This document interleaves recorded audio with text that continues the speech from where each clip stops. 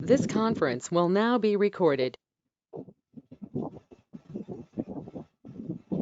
So, good afternoon, everyone, and welcome back to a fresh new session on market risk modeling. Today is day 4, and we will be talking about the. So we will continue our discussion on the quantitative finance side, right? So, so in this exercise, so in today's exercise,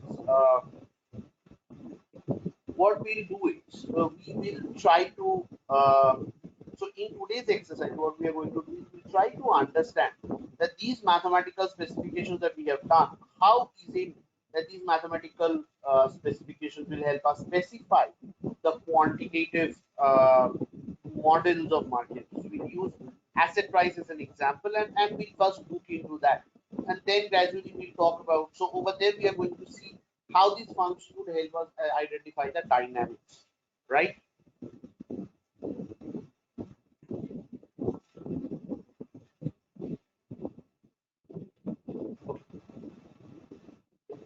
So basically the functions that will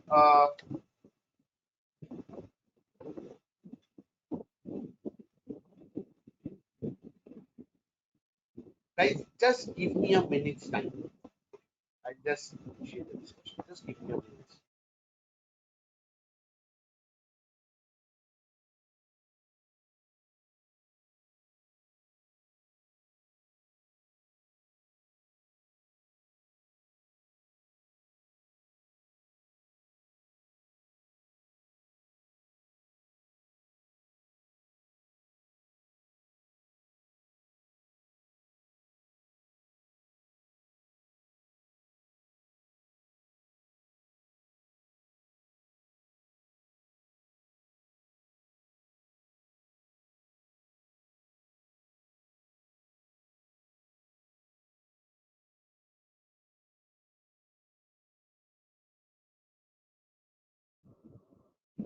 Okay, so over here, so we had talked about two, three key functions, right? So one of the function that we talked about was the modulus function. The other function that we had talked about was the log function, and then the function that we had talked about was the exponential function. So these are the three broad functions that we had talked about. Now over here, as we talk about these functions, about these uh, three functions, one of the important one of the important questions which come out over here is that how is it that we would use these functions to model the asset prices? So that's one of the questions that we need to address, right? So before we go to address this question, so before we go to talk about how is it that this will be like, so how is it that the exponential function or the logarithmic function will work, right?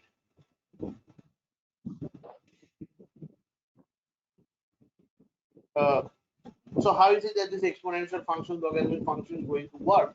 So, so we saw that this function actually has a very close relationship with the log function in the sense that this exponential function is a inverse of the log function. So basically, what we saw over here, so what we saw over there was that while for a log function, the log function is not defined in the negative interval, right? So you don't define it in the negative set of the values, you define it on the positive intervals. And with the exponential thing, with the exponential function, we saw that the whatever the values are, be negative or positive, the final domain that you get is always on the positive side, right? And the value after a point of time, the path of the function starts increasing or starts increasing exponentially. So basically, but one thing which remains intact for an exponential function is that the growth rate, right? The growth rate of the variable which follows an exponential path, or which has a constant growth rate. The growth rate of a variable which follows an exponential path is always constant. So therefore, if the percentage change of the variable over time is seen to be constant, then we know that the function is following, it follows a exponential path. Now, one important point, right? Now, this has a very important binding in so this application or this function has a very important application in mathematics, right? So this relationship has a very important uh, application in mathematics, that if a variable is growing at a constant rate, then the path that it would follow is exponential path. So basically, if I have a very stable variable, so, if let's say any variable which is growing more or less at a constant rate or about a constant rate, following an exponential path. So basically, conversely, I can say that if a variable is actually following an exponential path, the system is growing at a stable rate, right? So therefore, this particular relationship is used in mathematics at a to solve a particular problem, right? So can you tell me what is that problem? It's a very common problem which we study at a basic mathematics level. So what is that problem that we use to solve this? So where is it that we use this relationship to solve a certain problem? What exactly is that problem?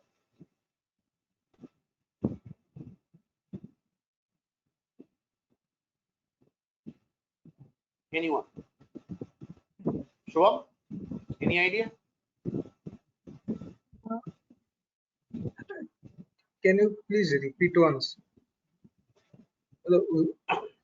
Yeah, so what I was saying is that this relationship, the very relationship that even as if a variable is growing at a constant rate, right, the path that the variable follows is then an exponential path, right? This relationship is actually used to solve a certain mathematical problem. What is it? What is that? It's a very common mathematics problem that we use to solve. If the variable is moving in a constant rate, If the variable grows at a constant rate, if the variable grows at a constant rate, then the path that the variable follows or the loci that the variable follows is an exponential path.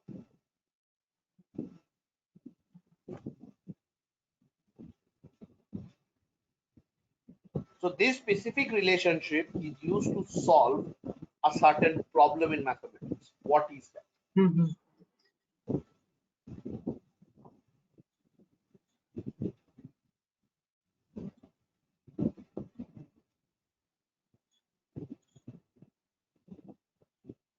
So this is used to solve the problems of dynamics in mathematics, or the one that we call differential equations.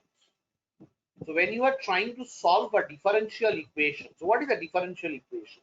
A differential equation is an equation which shows the dynamics of a variable, right? So the one that I had written over here, you think about it. So dp dt, so dp dpt pt, so which shows the percentage change in price with respect to time, right? Or dpt by pt is equal to a dot dt.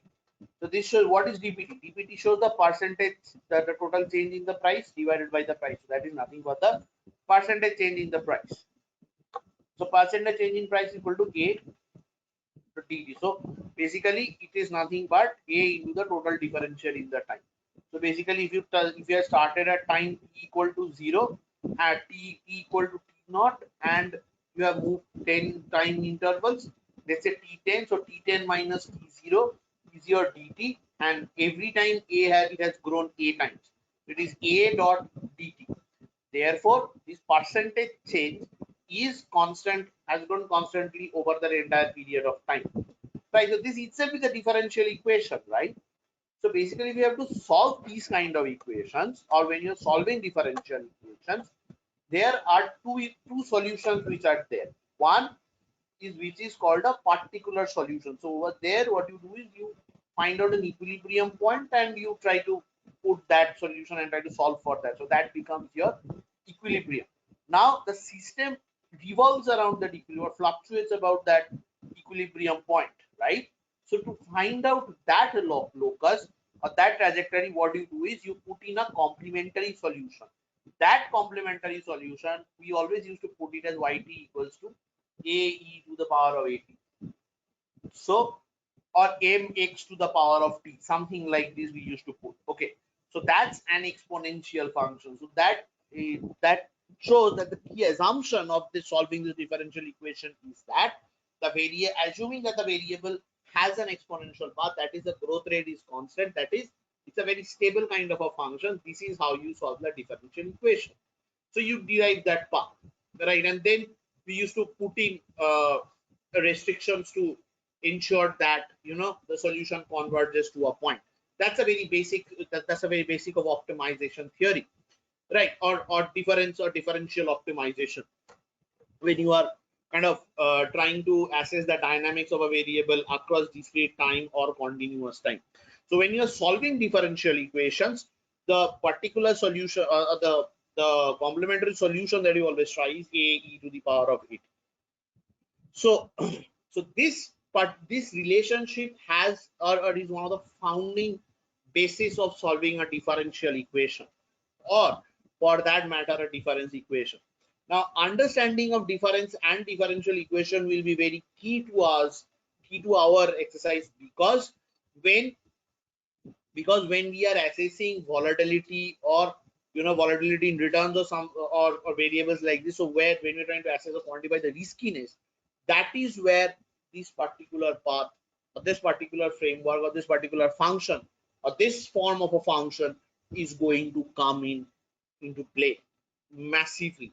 So when you are solving time series, so what is a time series data? Time series is a difference equation, right, with a stochastic component. So that's a stochastic difference equation. So that's where the concept of difference equation and stochasticity would come into play. So there you first must you have to understand how to solve a difference equation and then go ahead and solve it in a stochastic framework, or solve it in a stochastic then you enter to solve the time series. So there is a way of undetermined coefficient which you derive from the difference equations. So we'll talk about those as we go forward. So that is why this exponential function is going to play a very, very critical role going forward. So whenever you are trying to you try to capture any kind of non-linearity in a behavior, right? So how do you capture non-linearity? How do you quantify that non-linearity? You just cannot quantify non-linearity, right? Because it's a subjective term. So the way you need to do it is you need to first identify the dynamics of if the path, if the asset was, if the variable was growing at a constant rate, and then you put the actual path. You find out the difference between the two, and from there you can see how non-linear is the system going. So that's where this equation is going to come into play, right? So therefore, so this is where exponential functions are an important part, right? Okay, so I will just make this note over here.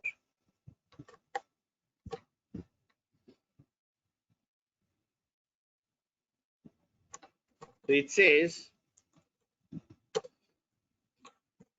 that this form of the exponential function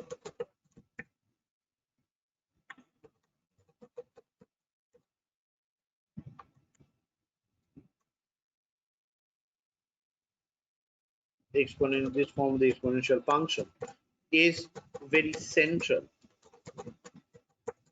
to develop in solving differential equations. So this part is actually very central to solve the problems of it's very central to solving the differential equations. Now when I talk about solving the differential equations, right, so what do I mean by this? So what it means is that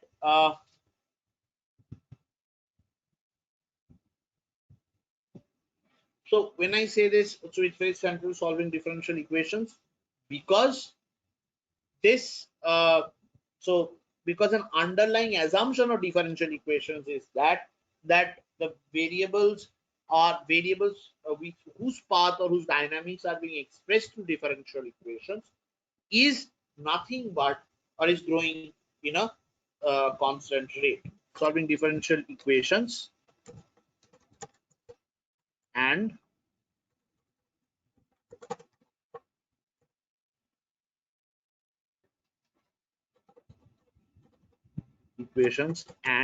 is tried as the complementary solution. Complementary solutions.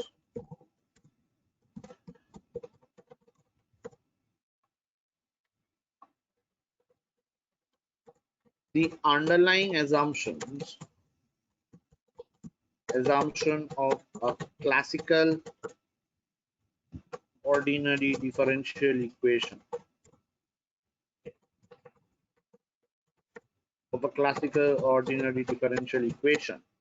is that the variable grows at a constant rate. So can you tell me what is the difference between any differential equation and an ordinary differential equation?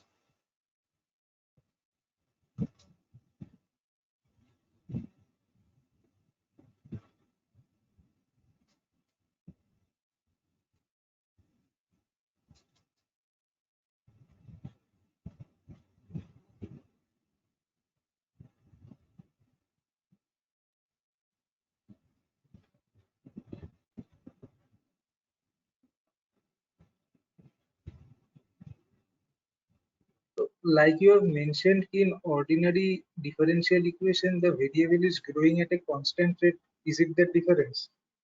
Or No, what is the difference from a differential equation versus an ordinary differential equation?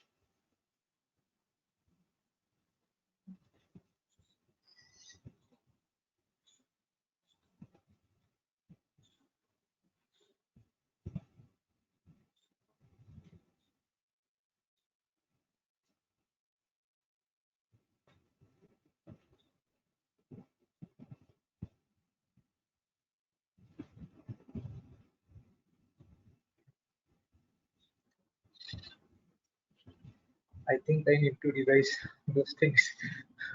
Got out of mind. Fair enough. So in an ordinary differential equation, what happens is that, so basically you are trying to differentiate. Let's say I'm trying to differentiate x. Okay.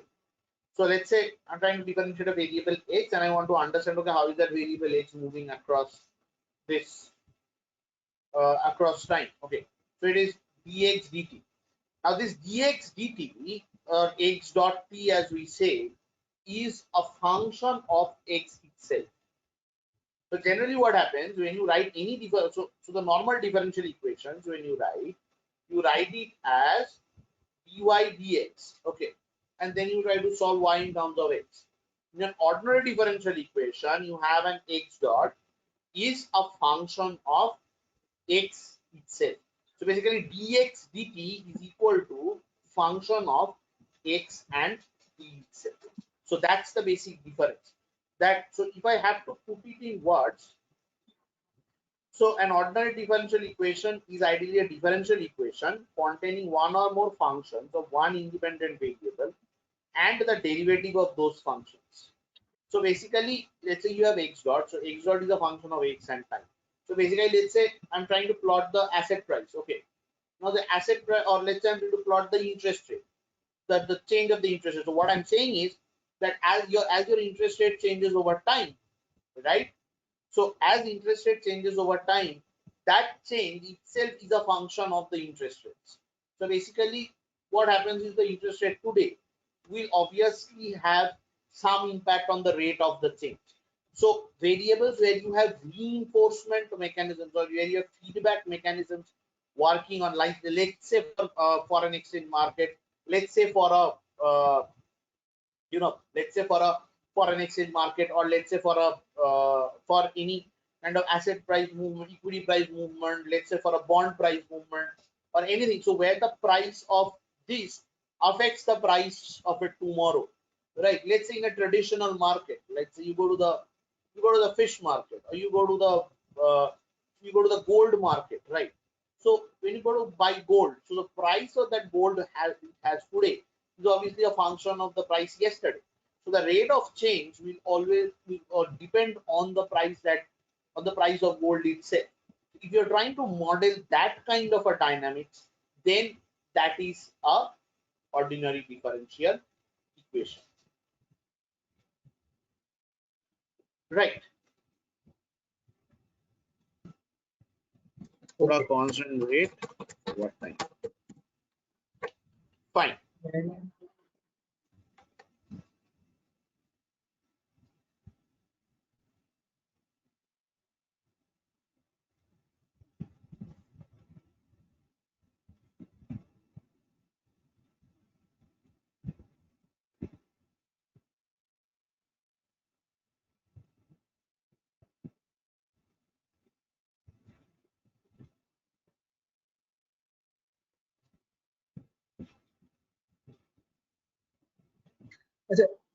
hello.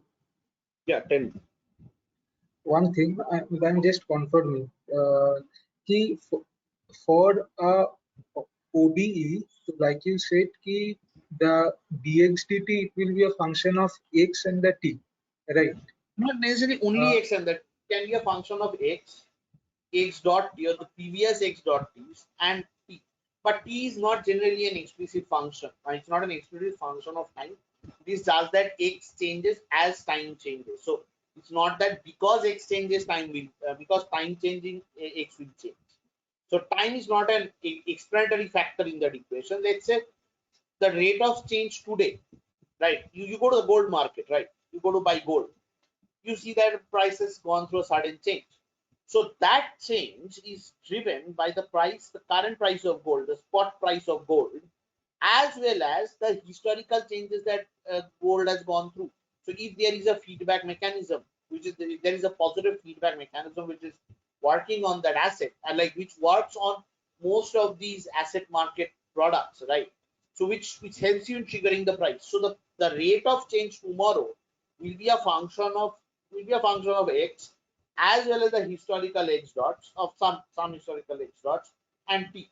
So it is not that y, I mean it's not that y is, so x dot is your y, right? And that x dot itself is a function of x and previous x dots or something like that. So let's say x double dot. So this ordinary differential equations become very important in assessing phase transitions of these market risk variables. So you want to understand whether your market risk or the dynamic of the variable is, it's a converging stuff like equilibrium, or is it a divergent trajectory? How does that happen? So is it transiting from a convergent to a divergent? So that's where this ordinary differential equation comes into play. So I don't And suppose where we require mathematics to that extent, but it's just to say that, because you and need more of it from the discrete time, because the differential aspect that we have over here is more, it's not more hinting to the theoretical side of it. I'll not I'll not punch in more of that. We'll focus more on the discrete time, but this is required for the initial framework development. okay. And one thing is for normal differential So equation, it that will be a function of x. Y will be a function of x. it is like dy dx equal to a function of x The and y. function of dy is a function of x. Exactly. Okay, thank you. Understood. Right. But so this is something I'd like to tell to both Swastik and Shubham. Okay, because ordinary differential equations is a very important chapter in the development of market risk theorization, or the market theory. So if I talk about a standard, if I talk about the highest forms of theories, the most complicated theory, if I talk about the Black-Scholes modern model, right, you would see a lot of that equation that playing over there, Yes. right? Yes. So if you see some of the Vasicek frameworks, you'll get to see them over there. So wherever you'll see this, so we'll not focus not much on the mathematical framework. We'll explore the mathematical framework more intuitively, but this is a very critical part. right? So I like have an introduction, have a familiarity to the basics, right? I'm not telling you to plunge very deep into it, but have some kind of a familiarity with the basics. Okay, fair enough. Yeah. So No, I was just saying we will just revise our engineering math. yeah, whatever. Yeah, so that will be a bit difficult for Swastik to do that because he's into full-time work and everything. He has family and stuff. So just just stick to the basics. That's all I want to say. Fair enough. Just try to understand how are the functions work, right?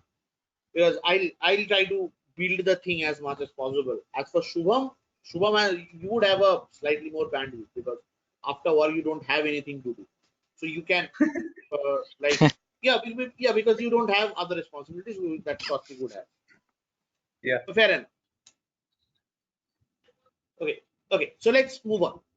Now over here, one of the thing is that I have talked about a log function. I have talked about an exponential function. Now the question is, how do I specify? If I were to specify something, how do I specify that?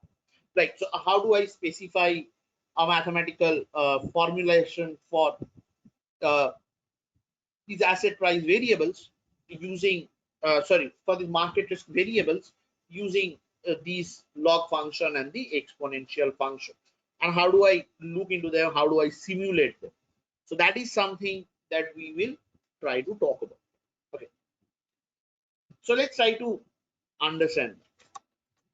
So the heading over here will be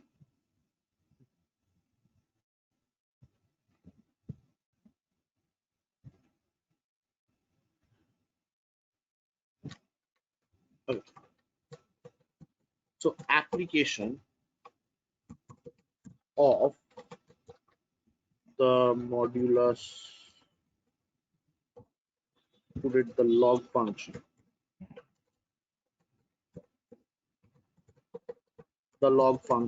and the log and the exponential function to specify market risk variables. Okay.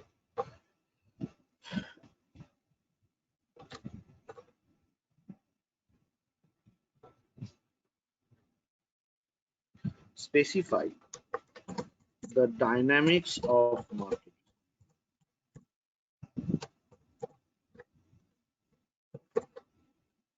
risk, market variable.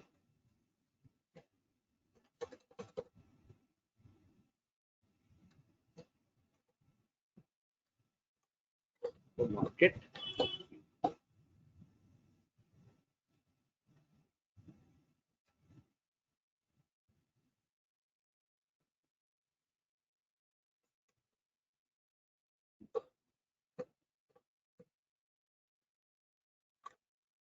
the case of asset prices.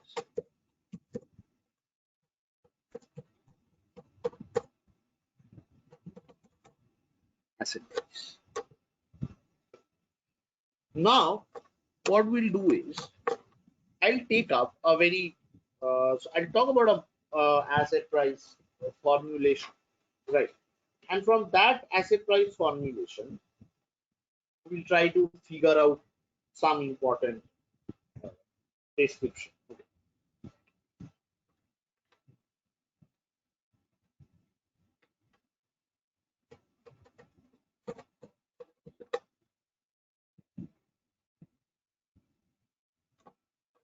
So let us consider an asset. So I'm kind of specifying the asset. Okay, the asset characteristics. So let us consider an asset with price PT at time t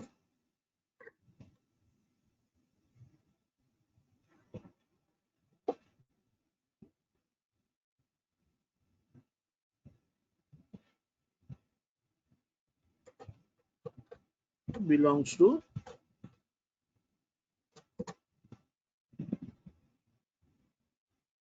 0 to capital. So over a, so let's say there is an asset which is there, which is there at a finite time, or let's say for simplicity, let's say it's over infinite, right? Where t is a continuous variable. So this variable t is continuous. For so when we are developing numerical models, or when I'm developing a mathematical model, or I'm trying to characterize the performance of the asset prices or variables in different manners, that is where I use these continuous formulations, right? On the other hand, when I'm trying to model the data or a econometric method, on an econometric method, that is where what I would like to do is I would like to, so what I would try to do over there is I would try to use think about it more in a discrete time framework, on a difference equation framework, and from there take it up. So let us consider an asset with the price PT. So the price itself is a continuous price, and it moves over a period of time, right? Now every asset price cannot go up indefinitely, right? So if you think about the housing bubble, or you think about the if you think about the 2000 Nasdaq bubble, that's the IT bubble that they had, the dot-com bubble that they had, or for that matter 1987 Black Friday crash, or for that matter so 2008 market crash, and all these things. So any asset price cannot indefinitely go up, so it cannot always forever rally up. It will have to come down after a point of time. So for any asset, there will always be a terminal point, or there will always be a point of catastrophe, right? So this catastrophe point, or this catastrophic point, is the point where the asset price reaches the height, and thereon it crashes, right? So what we need to understand is that, is it that the time is, so as the time is rallying up, is it hitting that catastrophe point? At the moment it hits that catastrophe point, your things go for a toss, right? So that is something that we need to keep in mind, and that's where a crash happens. So now this is the situation that I'll try. So I have an asset price which is starting from a certain point, right? So there is a certain value to this asset price, and it is transiting up. It is rallying up to a point. It reaches a point, right, and then it crashes. Because if I have to, so this is how you are trying to quantify that risk. So one of the important thing is that you have to, so as I told you, right, so there are three parts to this. One is to identify that how to value that asset. The second part is to understand that how will you assess or quantify the risk, and then to see how to mitigate the risk, right?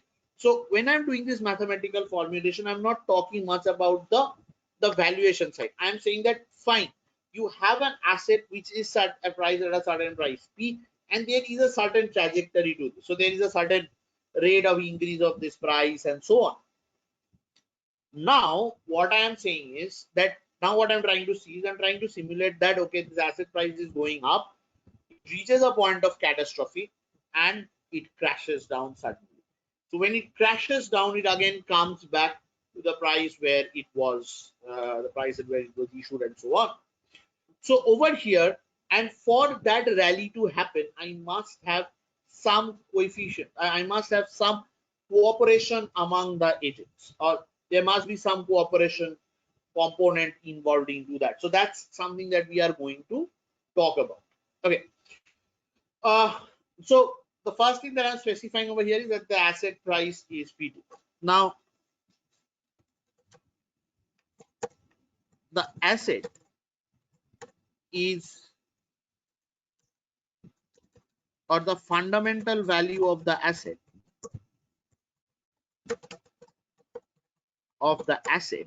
is priced at, say, A is greater than 0. So A is any value which is greater than 0. So let's say $A.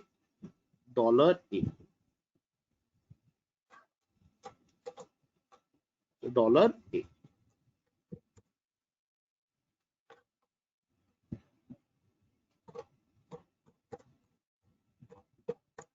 The asset price is, so the asset price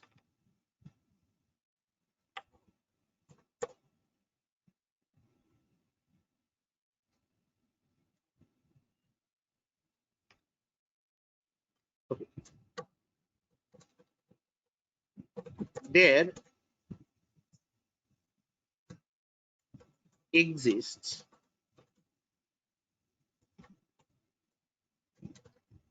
the asset is assumed to have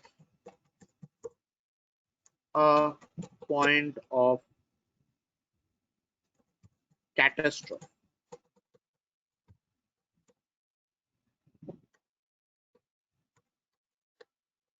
So let's say a point of catastrophe C,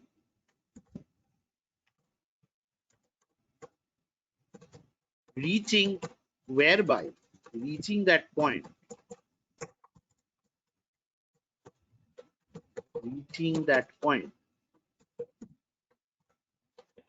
will cause the asset price to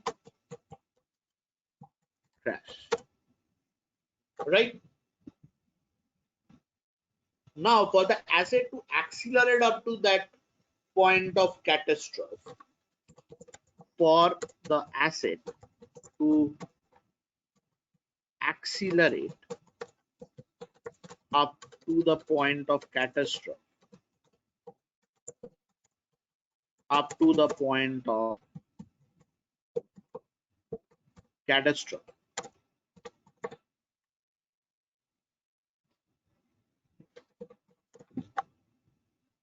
there must exist cooperation amongst the investors in the asset, amongst the agents who have invested into the asset, characterized by M.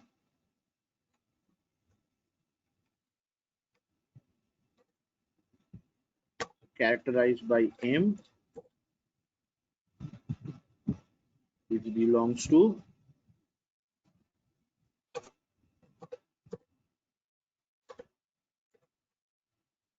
which belongs to 0, 1. Right? So I say that, okay, this is the asset. So this is how you are defining the asset in this case. Okay.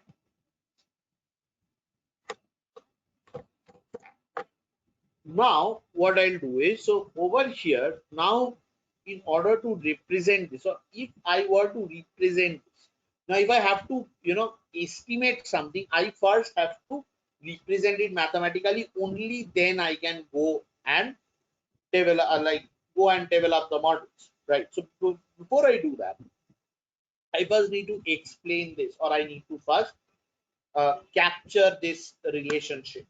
So I need to capture a relationship, right? Whereby I have whereby there is a fundamental value of the asset, right? Then that asset accelerates up to a point of catastrophe, right?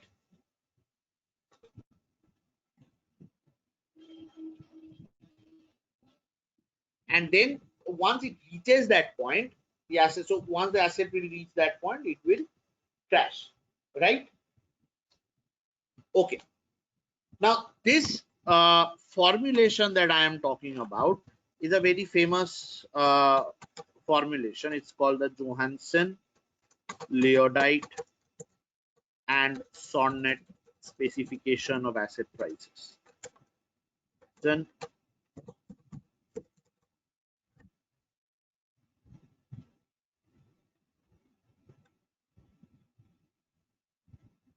and Sornette's specification of 2008.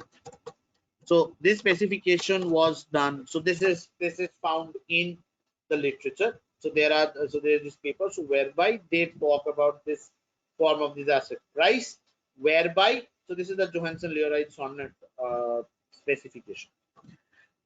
Okay, we'll talk about this later, but I'm just using this to show you how this function works. So how do I specify this function? So over here, I'll go to this insert and just let me write this equation. It says log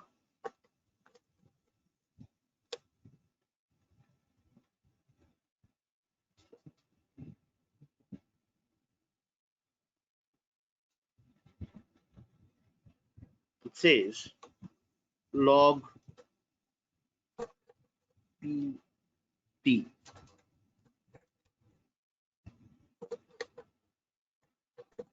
is equal. So over here, now the question is, so if you see this, you see that they specify the price of the asset as log pt. So basically, if you were to estimate the target variable, that target variable is nothing but it's log pt, right? The log pt is a plus, so a is the fundamental value of the asset. So we know how the fundamental value of the asset is calculated. It is generally calculated as the net present value of the stream of the dividends. So this is a plus. Now a is the fundamental value. Now the second component shows that deviation with the asset is now known, it's trading much above the fundamental value. So that's an overpriced asset, because for the asset to hit the catastrophe point and come down, you need to first reach to that catastrophe point. And if you're reaching to that catastrophe point, you are not just trading at the fundamental, you are trading at a point which is above the fundamental. And when you are as you keep on exceeding the fundamentals gradually, your risk starts generating.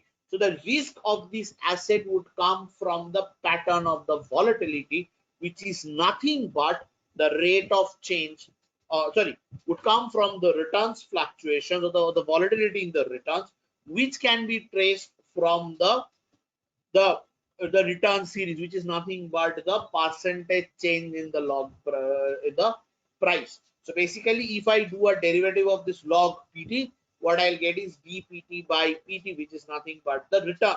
So that return series will show me how is it that the returns are getting driven, and from that equation, from the pattern of that equation, we can find out that how risky is that asset, and how high risky, or I mean high risk or low risk that asset is, right? So over here, the log pt is a plus, a is the fundamental value of that asset. Then I have b. Now this b is nothing but it starts. So this b, as per the model that we have defined, is shown to be negative, right? Now why is it shown to be negative? It is shown to be negative because of the fact that, so basically tc minus t to the power of m will itself turn out to be so it will show that so this part will be the negative term, and negative turns out to be positive. So let's have a look into that mathematical specification.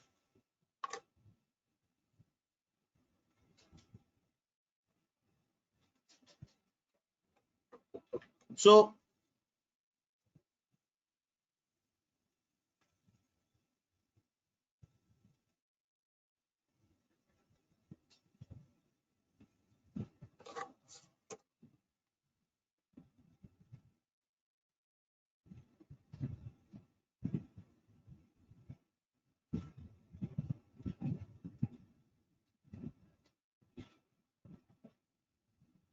Okay, so over here, what I'll do is I'll write TC. Now, what is this TC? That TC is the terminal time minus T. Now, over here, we need to define the cooperation among the agents. So now this becomes the asset price equation. So over here it says, or it shows, so over here it shows one thing. So what it shows is that that TC is the theoretical time. So as your T starts tending to this theoretical, to this catastrophe time, right? This B will start, so this part will start shrinking to zero. So as long as you are, so as long as you kind of start moving out, right? So as long as you start moving out, you will see that, so when T is far away from TC, right, the price is going above A, but the moment TC and T becomes the same, suddenly the price shoots down to, suddenly it comes down to A, or comes back to the fundamental value. So now have a look into this equation very carefully. On the left hand side, I have the log PT, which is my target variable. On the right hand side, I have the equation which shows the movement of the log price. So now this movement itself is a non-linear movement, and it is an exponential movement over here. If you see, so the TC minus T to the power of m is nothing but a x, like it's a so it's raising to some power. So therefore, this is nothing but it's a kind of a mathematical. So it's kind of mathematically exponentiating that function, right? So the moment, so first of all, you are estimating that log equation. So if you estimate that, now if I remove that log, I will have et will be e to the power of a into e to the power of b into this. Now if you actually track this, TC minus T to the power of m into b, b being negative, right, b being something which is negative, less than 0, right? So you will have 1 by e to the power of this thing. Now 1 by e to the power of this thing will actually increase, right? So the smaller this b to the power of this thing is, the more will be the more explosive that asset price over there will be. So this particular part, right, so this particular part is actually a very interesting part. So this is actually very interesting because it shows you how to model a non-linear line, or how to fit a non-linear line into or how to model non-linearity into your data. Because with asset prices, so when you are looking at market, mostly the asset prices are non-linear. So the question that comes out over here is that if the asset prices are non-linear, how to model them, right? So this is an extreme form of non-linearity, I agree to that, but this is an element of non-linearity, right? So if I come back to this, it says, so b over here is less than 0, and m belongs to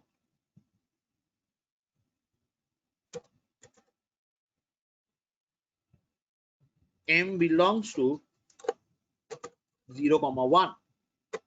Now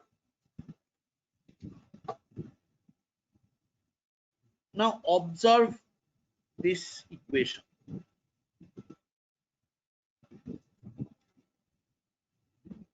Now observe this equation.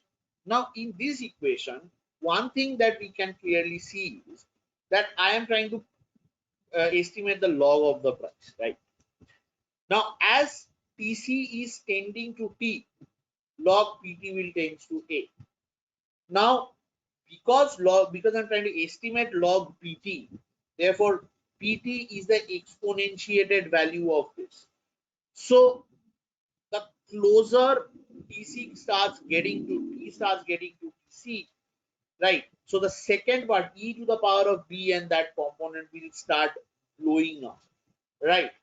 So as they start becoming smaller, therefore 1 by e to the power of this of that value will start blowing up, and as a result, your asset prices will start blowing up until and unless you hit that TC, it becomes e to the power of 0, and suddenly you come down to 1. So that's precisely the way that this equation is going to work. And because Tc minus T is a to the power of m is a fractional number, right? So let's say it's a square root or a third root or something of that sort, right? So therefore, so the more you do that, so it kind of reduces this impact more, and so that exponential value exponentiates out much more. Therefore, this particular equation is, or it demonstrates a very high level of nonlinearity with a structural break at the catastrophe point of Tc to the power of T. So it shows when you're, when the variable or that asset is growing more than exponentially. So near to that catastrophe point. So basically, if you have to estimate this, the risk, right? So you have to estimate that catastrophe point. That where is it point that whereby can this time or this model can reach to the point of catastrophe.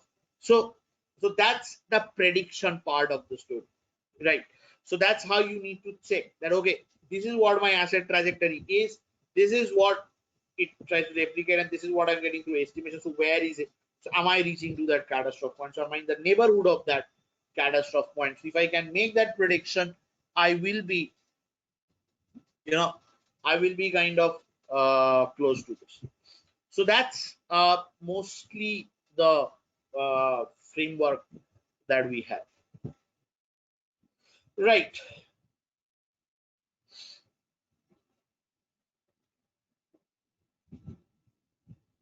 So any question?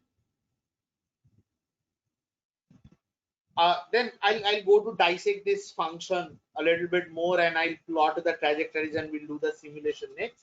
But before that, like, are you kind of comfortable with this idea? Just check that first. If you have any question, just ask.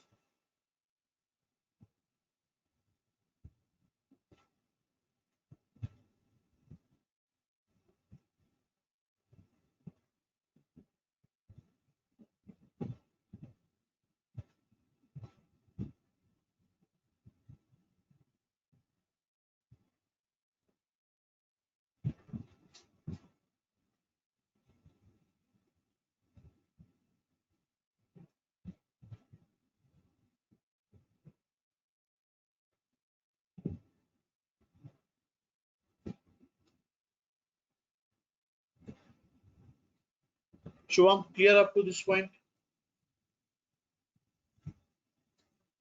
Yes. Perfect. Okay, so just now let me break this function down a little. Okay, now because this is a logarithmic function, so let me just take the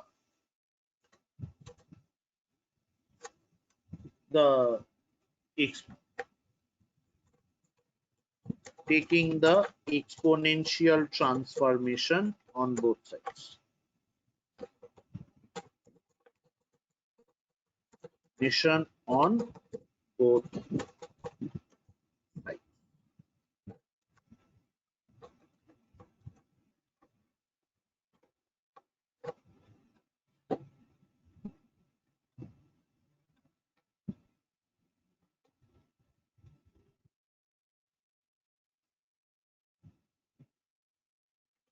Okay, so the first thing that I'll do is the moment I exponentiate this, what I'll get is Pt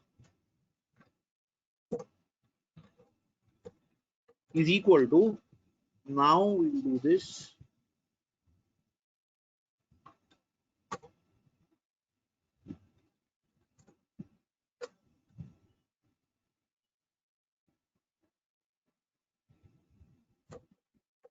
Okay, so Pt equals to e to the power of a, right? So this is one of the part. Then the next part of the story is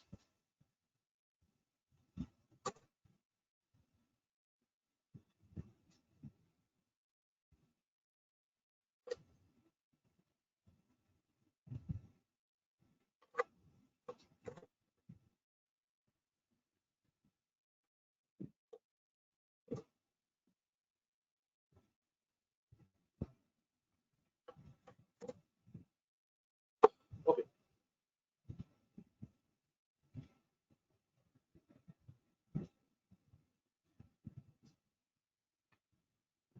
Okay. So now let us try to assess this part. Very simply, we'll not use any complicated mathematics at this point of time. I'll just use very simple mathematics and we'll just see it done through, right? So, okay. So over here, so let's say as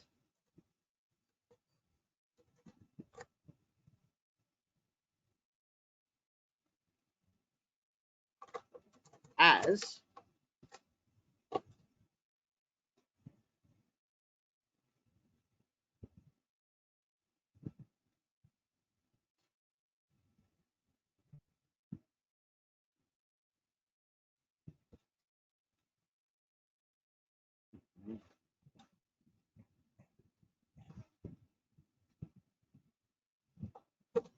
as TC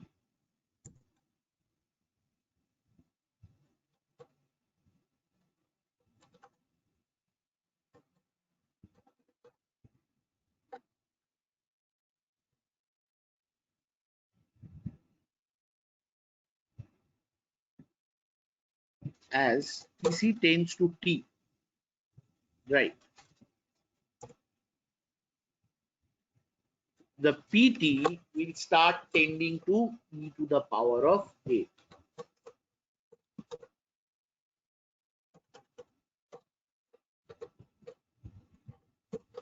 PT will start tending to your e to the power of a.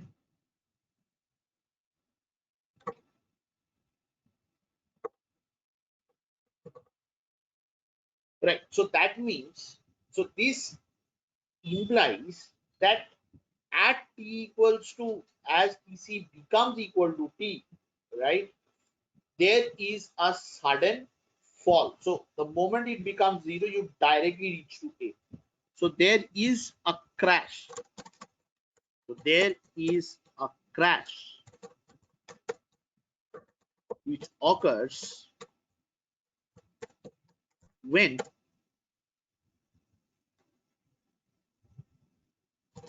the point of catastrophe is,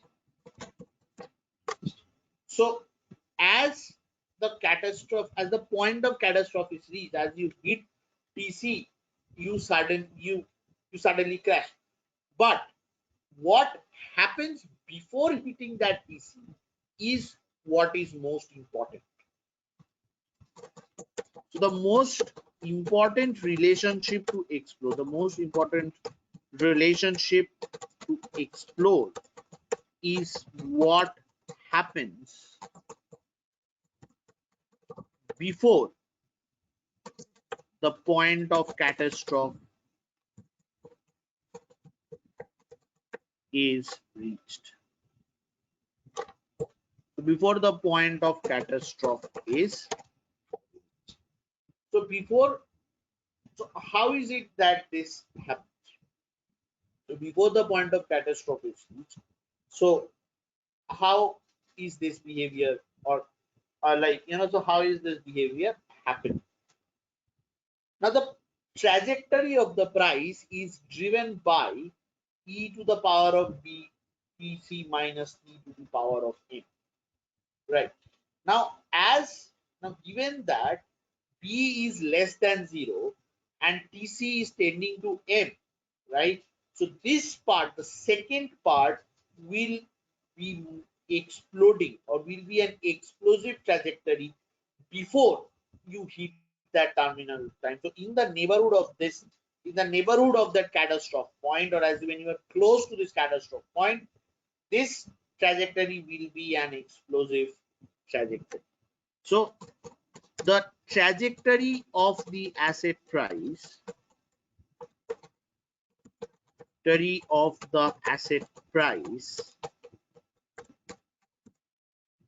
will be explosive in the neighborhood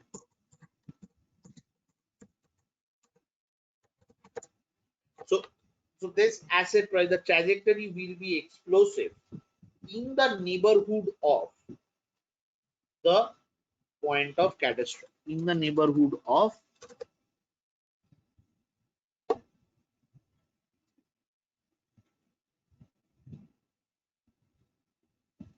TC. So in the neighborhood of TC, this will be a explosive function. Now, why is this explosive, or at what rate does this grow?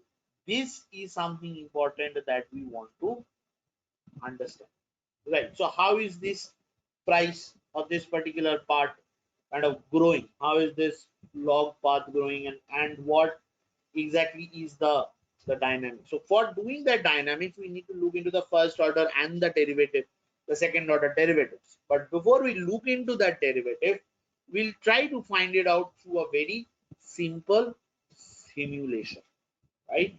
So let's say the asset price has been issued at some 10 rupees, right?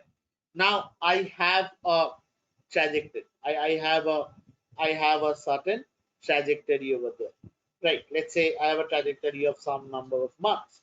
I have some specific trajectories. So over that trajectory, how does the asset price change? This is something that we want to assess, right? So we'll assign some very simple values to the to the path, I mean, to this, and through an iterative equation, we'll just try to frame that out and plot that on the graph, and then we'll see how is it that these trajectories would change as these parameters change. So if the cooperation is increased, keeping everything else remaining unchanged, how does this price increase? Right. So how is it that this non-linearity is incorporated into the data, and how does that work? So that is the part that we will look into it, right? So this can be studied, or this will be studied in two different steps.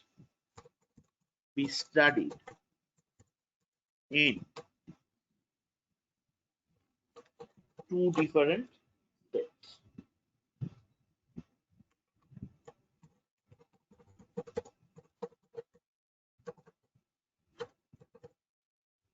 Number A,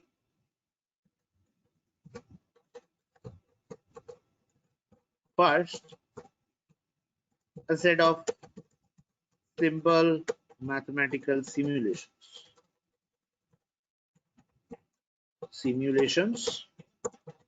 with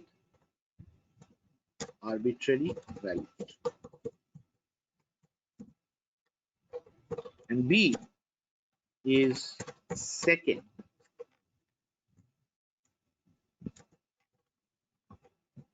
derivatives of the first and the second order to assess the behavior of the data.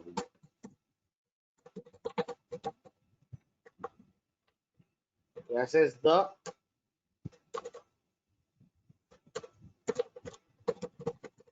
dynamics of PT with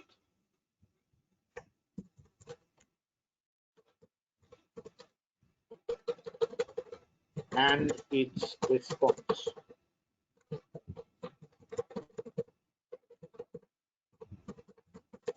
different values.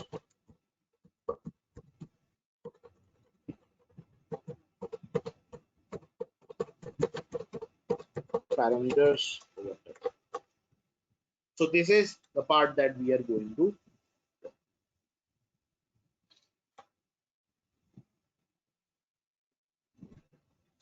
Right. So now let's try to let's try to have a look into this part.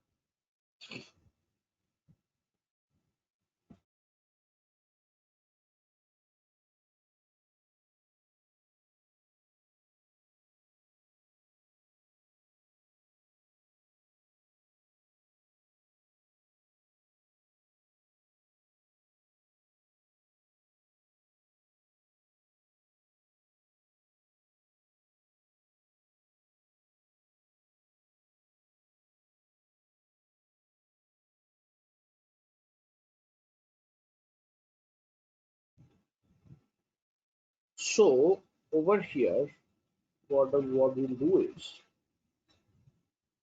say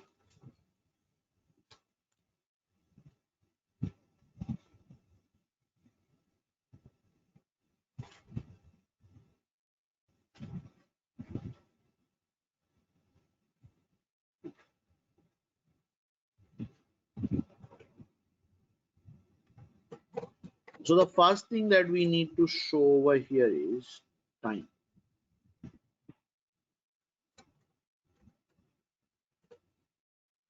Okay. So I will not use a very long vintage for this simulation. What I'll do is I will use anything between, let's say, 1 .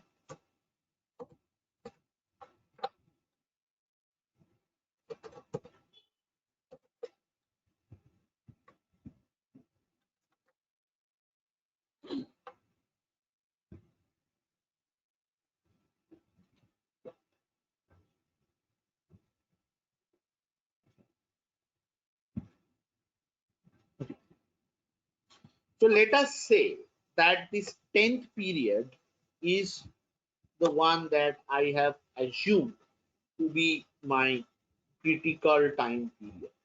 Okay, so I have assumed this as the critical time or that catastrophe time.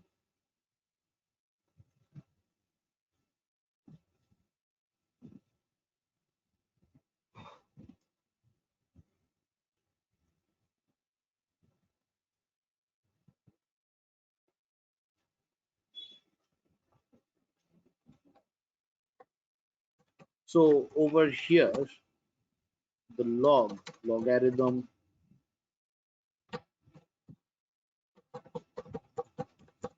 of the asset price. Right. So we will say this is the log PT.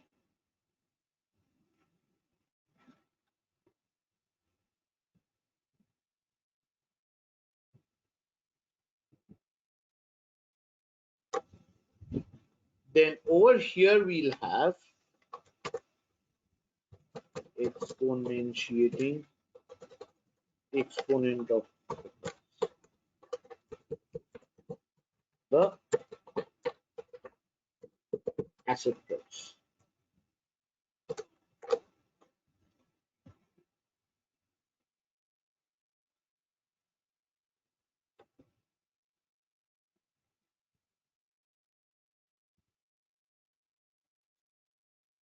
And over here what we'll see is the data.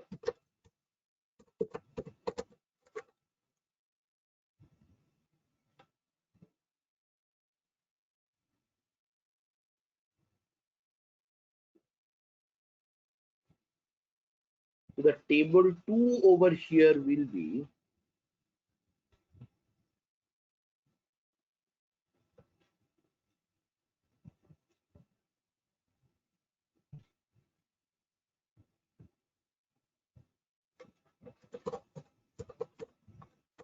table 02. simulating the JLS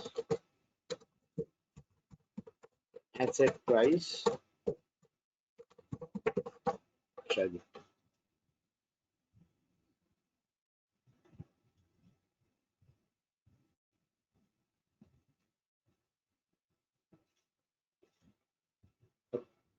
So over here, there are some of the values that I need to assess or I need to predefine.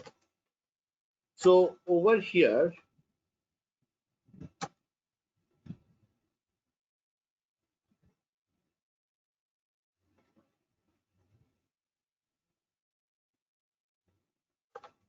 so it says the JLS configurations.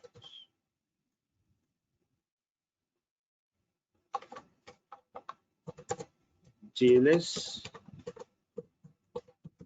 configurations.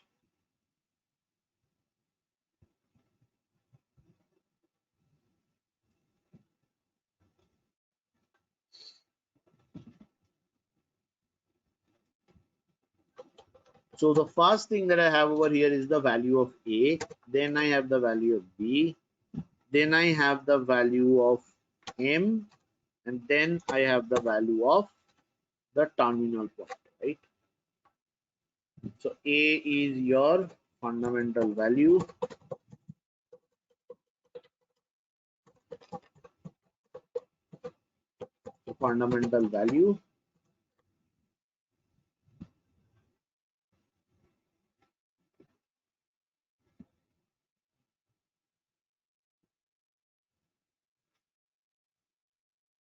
so I'll just make it to 9. B is the responsiveness coefficient,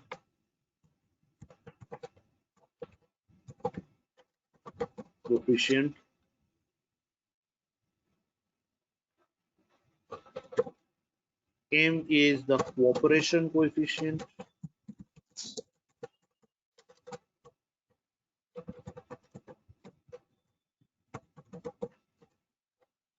the next is the terminal.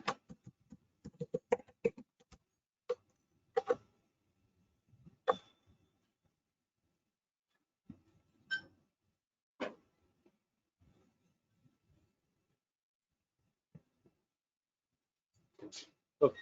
So let's say the fundamental value at which I start it off is 10. I'll not increase too much. Okay.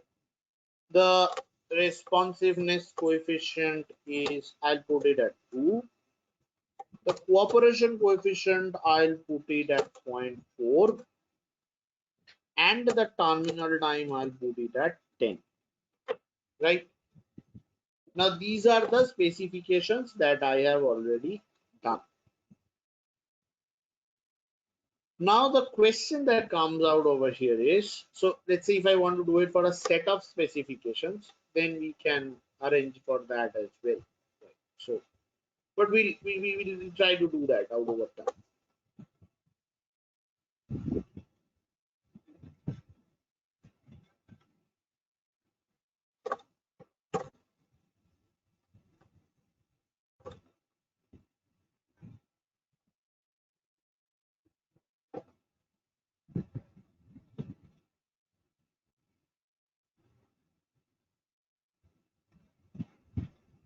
Just let me do the context.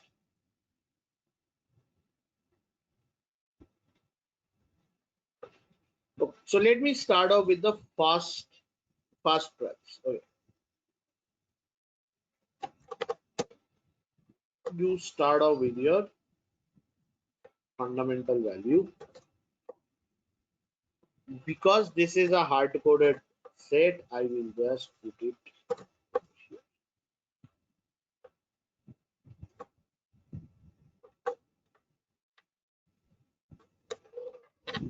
Right. Plus B, which is then what you have over here is star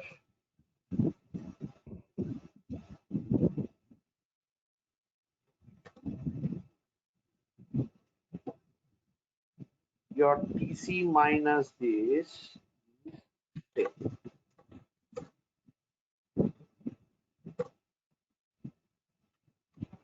minus this time to the power of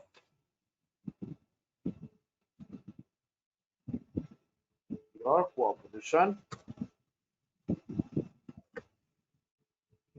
coefficient, right? So let me just, and now this is going to be a fixed set.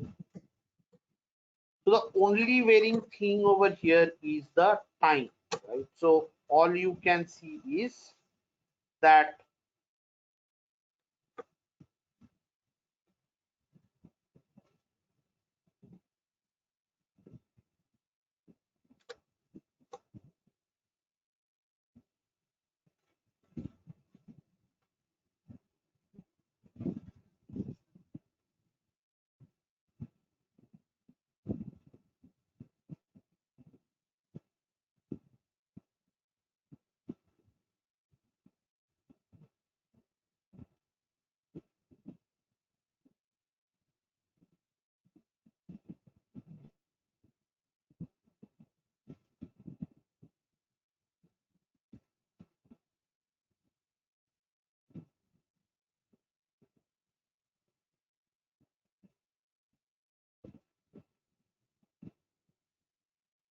I think this will be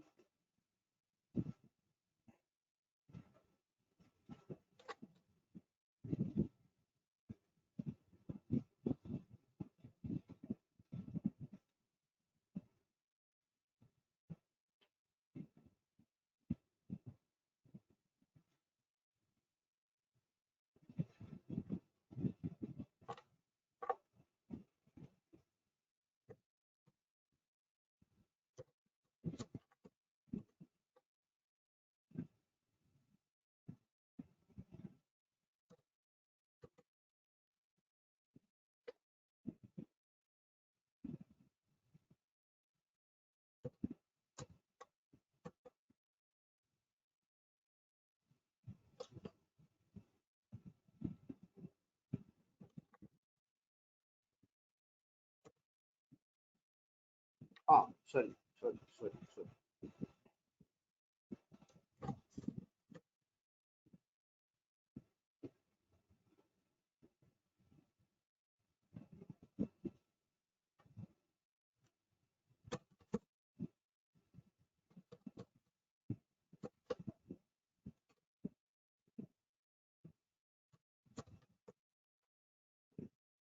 Sorry, this is my bad.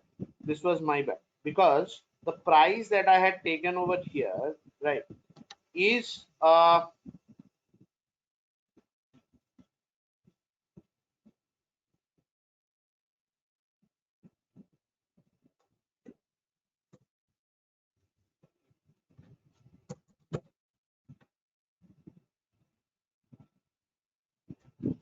this is the exponential of this.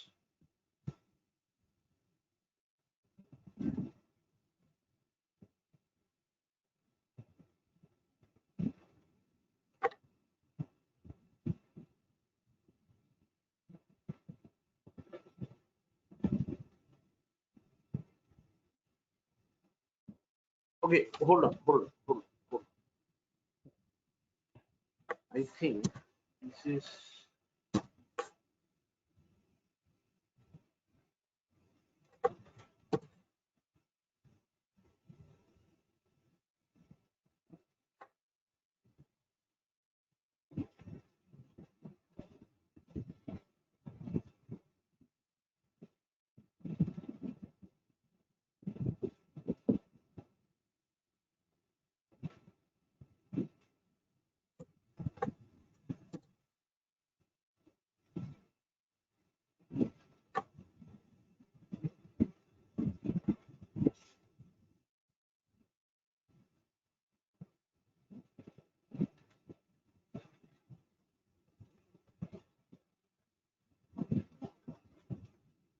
okay. Sorry.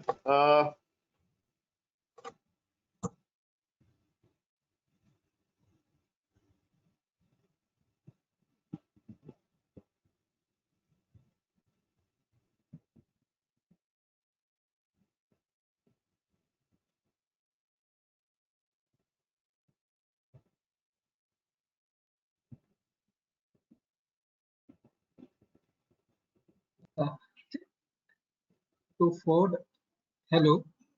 Hello. So for the row number 11, that TC minus T will be negative, right?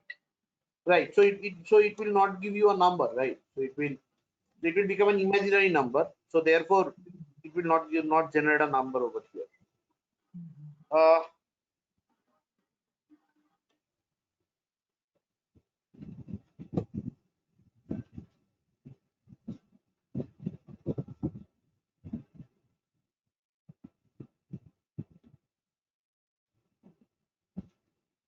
If one thing, if the terminal time you have defined the time at which the asset burst, right?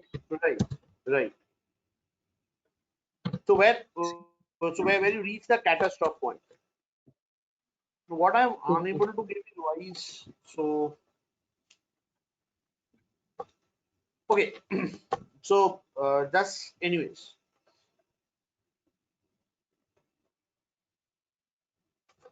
So as T is coming closer to TC, right?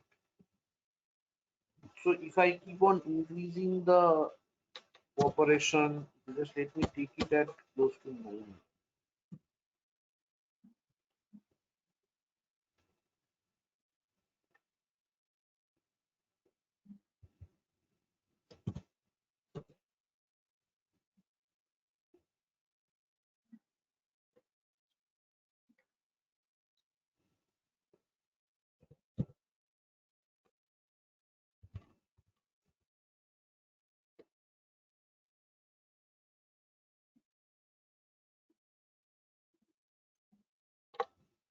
So it will be like if M increases, people who are putting money into that asset, then Yeah, the so B should as M increases, so your TC will tend up like for a given difference of TC and T, your this thing will reach I mean TC much more fast.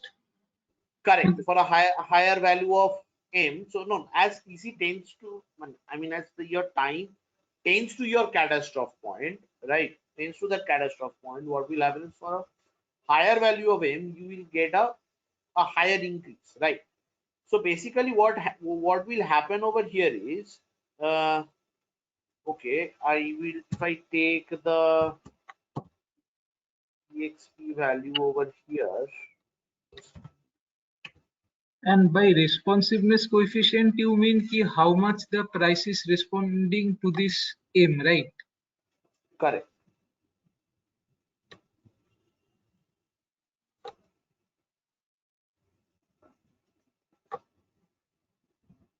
So ideally, the way it is happening over here is that this value is coming less than 10, which should not be the case. Put it at 1.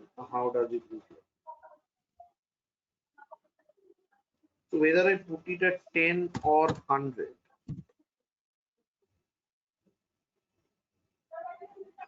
just let me get to this number. It's all the same. I think I am doing some mistake over here, this simulation, or in the specification of this parameter. Okay, just give me some time. Just let me do it today and let me get back to you tomorrow on this. Okay. Tanmay, Yeah. just one doubt. When Mm-hmm. TC reaches T, basically A should be the No, only no. left out, right? Yeah. So when T reaches TC, Yeah, right? basically there will be only A left out, right? Because B component will be Correct. 0. Correct. So Correct. then 11 doesn't have any, I mean, Yeah. So any because implications there. 11 was Yeah, correct. So after, so this shows up to the point when it accelerates up to the crash, right? So yeah. So from that there, means once, yeah, that means once it's crashed. So basically I then mean, yeah, so then the dynamic state. So this equation does not capture that. It only looks up to the acceleration up to this point, right? And that B is that acceleration coefficient. So I'm not sure where I am going wrong. Okay. Okay, so just let me do this simulation at my end and let me get back to you tomorrow. So when I begin the class tomorrow, we'll start off with this part and then we'll move on to the next part. So we'll move on to limits and differentiability in tomorrow's discussion and optimization from there. So just let me try this out at Sure. my end and then get. I think I am doing some mistake over here. Okay, sure. Yeah, and I am sharing away the document with you guys right away, both the Excel file and the Word doc. I forgot to do it. So Then just let mechanic, me can have you, a yeah, can you yeah. just Tell me. go back to the Word document, please? Just wanted to see the formula. Sure. So the Okay, log of the price is A plus this. Okay. So the okay, B is negative and M lies between 0 and 1. So then ideally, now what my logic is that if B is negative, right, this part is positive. So let's say the smaller this value will be, so then 1 by e to the power of that value will be higher, right? So when you are doing that exponent, so basically when PC is P equal to PC, then this part becomes 1 and it becomes A. So e to the power of A into this value. So the closer T gets to TC, right? So the smaller the negative part would become. So therefore, when I do it, 1 by e to the power of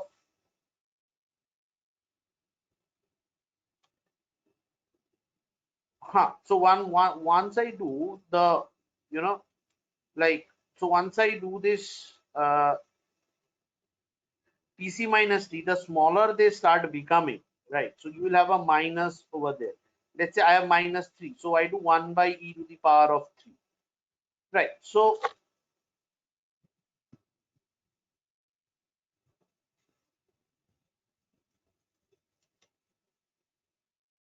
okay, that's fair enough. So it would work that way. So just let me check what is going wrong with this. So I think I'm making some mistakes.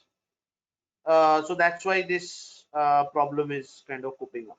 Anyways, not a problem. Just let me kind of go through this. Let me do the simulation at my end, right? And then we'll kind of take that up from there. Right. So sure. let's regroup tomorrow. I'll send over this Word doc and the Excel sheet so that you guys can revise that here. Okay. So thank you guys. Thank you for your time. Have a great weekend and let's catch up tomorrow.